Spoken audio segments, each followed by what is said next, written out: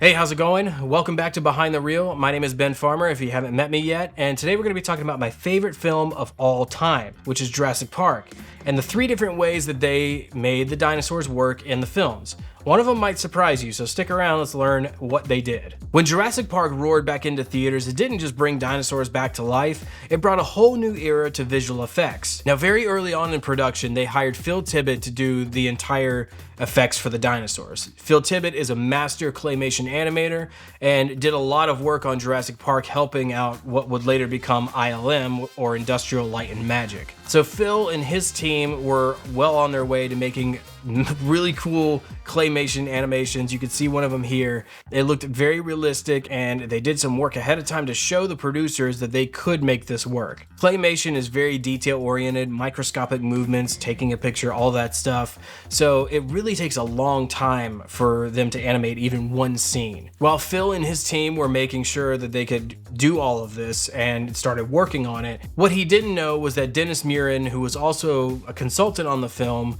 was working with his team on a computer-generated image of a dinosaur. And if you don't know, this all unraveled to make ILM, or Industrial Light and Magic. So these computer-generated effects, like you'll see right here, are the beginnings of computer animation that we see today. So Dennis Muren used this shot here of a T-Rex walking to show to the rest of the studio. And of course, when Steven Spielberg saw this and saw how lifelike it was, he was blown away. So unfortunately, Phil didn't get to use his techniques on the actual movie, but what they did do was they used Phil's motion of the dinosaurs to influence how the computer was going to animate the dinosaurs. Speaking of CGI, this was uncharted territory.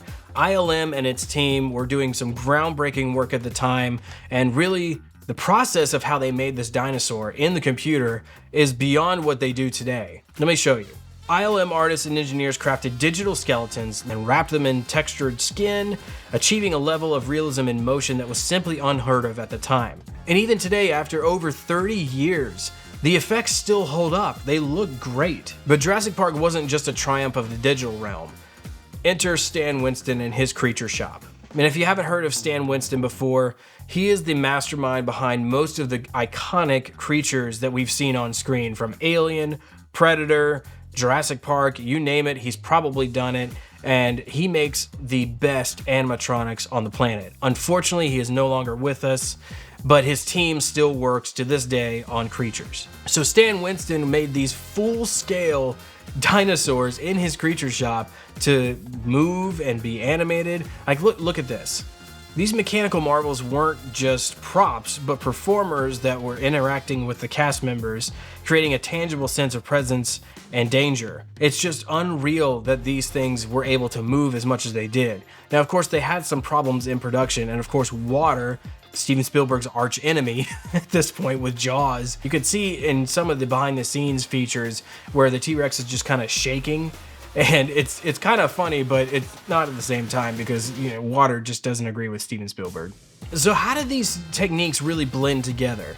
Well, you of course had the CGI that blended in with the animatronics, and in this scene where the T-Rex is breaking out for the first time, you see interchanging between animatronic and CGI, and you almost can't tell the difference. And then with the claymation, you can see a lot of the running and the motion of the dinosaurs really takes influence from that, especially in the Gallimimus scene. But the true magic of Jurassic Park is making us believe, even for a small moment, that these creatures actually walked the earth again.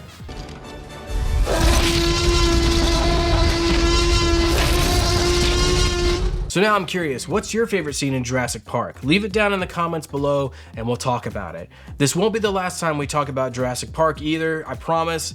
We're gonna do it again in the future. But just as a heads up, I'm gonna stop uploading weekly because I'm working on a video essay.